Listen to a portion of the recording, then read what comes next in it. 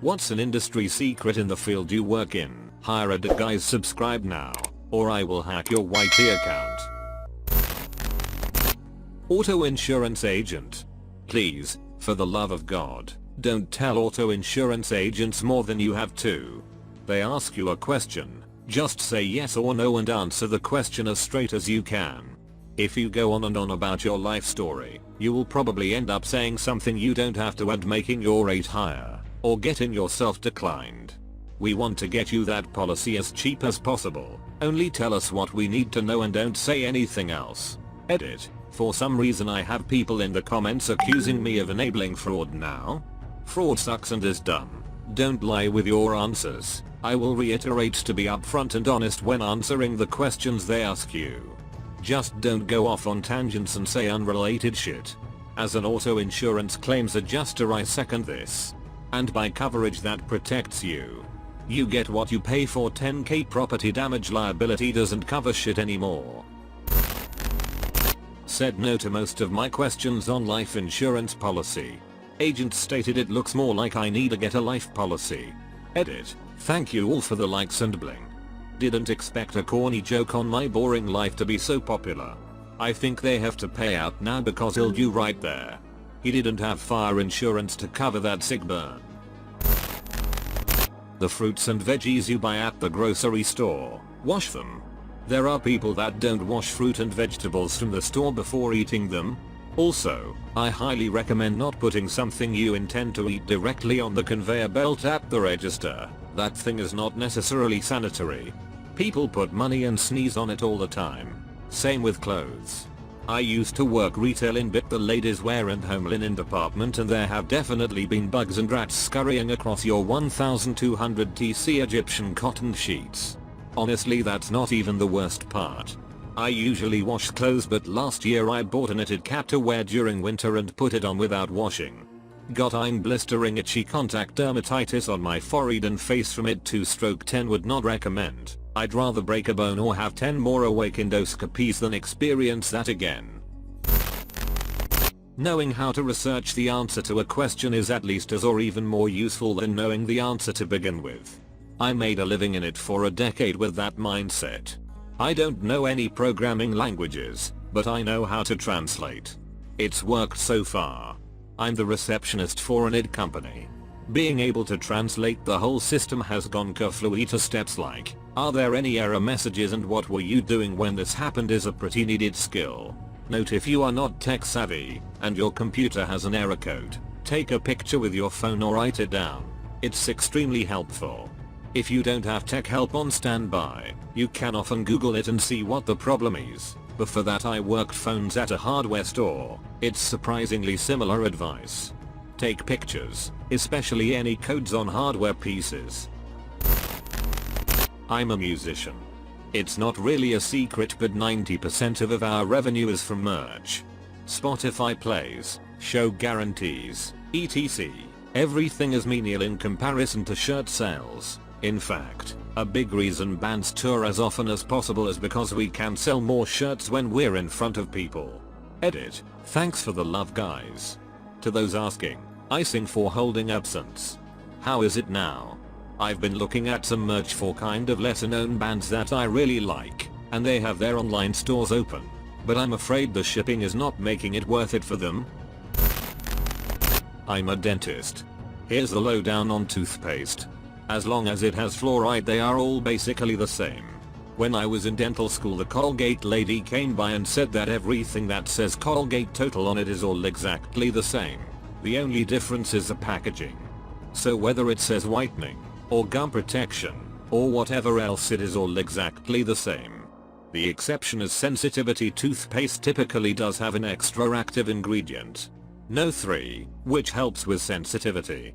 Don't ever feel obligated to buy the expensive toothpaste because you think it will be better for your teeth. Just buy whatever you like best.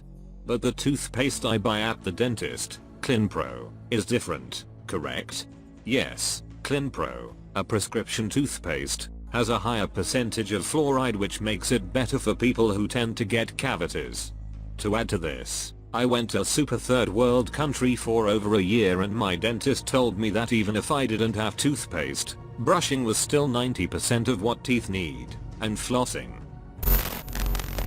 Library worker here. The majority of donations we receive do not end up in circulation on our shelves. No matter how much you demand, we put them there once they are donated. The reason why this is because we only add items to the collection that we think will circulate, be checked out. Most libraries get funding based off of statistics. We don't want to waste shelf space on items that PR aren't checking out, as it won't improve our stats. So, unless the donated items are brand new, or by popular authors, we will not add them to the collection. We will also weed unpopular items from our collection with extreme prejudice for this reason, much to our patrons' horror.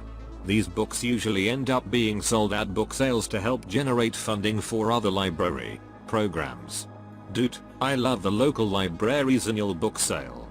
They do it 4th of July weekend, as this is a touristy area, and it's like a 50 cents for paperbacks and $1 for hardcover. Sad as I am that they aren't doing it this year, I am pretty excited because that means it'll be huge next year. This kind of wistfulness for a book sale is the most wholesome thing I've read today. There's a used textbook store in my town, and the first time I went I was overjoyed. My mom has a pic of me sitting on the ground and reading the spines, and it's her favorite picture of me. My library does the same. Also, when people buy replacement copies of items they've damaged, we don't replace it with the copy they bought. We'd rather you just pay the replacement fee. That way we can get what we want in terms of edition. As a beginner counselor, I worked with a lot of children and adolescents. Consistently, the discussion with my colleagues was how it was the parents who were the biggest problem and the kids were just adapting to a crazy environment. Oftentimes I wonder how a patient got to be a certain way, and then I meet their parents, my psychiatrist word. I see a therapist every other week, and basically he says that my parents did a decent job, but ed things up about 20% of the time. I see this often enough working in schools. The child moves out of their parents' home to go live with relatives, etc. And the moody, disruptive kid becomes a model student. It's like flicking on a light switch. Sometimes it really is the parents, unfortunately. As an MSW student who worked with kids for 5 years, I tell everyone who wants to work with kids that they better be prepared to work with parents. Mostly, any behaviors or patterns that you instill as a professional are just going to be overridden the second they return home if the parents aren't also on board. A lot of librarians will waive your fines if you have an excuse and you don't ask too frequently, even large fines. Also, librarians don't care about your fines and aren't judging you. Please come back. We personally have more fines than you. Librarians are always overdue with their book. Edit, I wrote this before going to bed and it exploded overnight. Thank you, kind strangers, for the awards. I'm touched. All your fines are waived for life. Also, small grammar edit, BC, I was nodding off when I wrote this originally. I don't know if you're from us, but I'm new to us. Everything, rent, banks, car rentals, universities, etc, seems to want to overcharge and wrench the last cent out of you for minor forgivable reasons. Except for libraries. I was late on a book. A few days. Wasn't charged. I love the libraries and the library system. They also try their best to get you a book from other locations, and librarians are generally kind and polite. Library cards are free. You enter a library and nobody judges you etc for anything. They also recommend not to get our research published with predatory journals, etc. You are awesome. The world is in debt of your services. Not an industry I work in per se, but I used to be in a sales role. One of my customers was a milk bottling plant. I was somewhat surprised that they were putting the exact same milk in both organic and non-organic cartons. Turns out all of their milk is organic, but in order to not miss out on the sales of non-organic milk, they just bottle them differently and sell them at different prices. This one is both startling and interesting. Former industry, commercial radio. It's never caller 5. It's the caller who sounds best on air. I won something on the radio once. The lady DJ called me back on a few minutes. She forgot to record the call. She told me to act excited. It was hilarious. She blamed it on being pregnant, said she had lost her mind. See you Reddit guys. And don't forget, please subscribe or I will hack your YT account.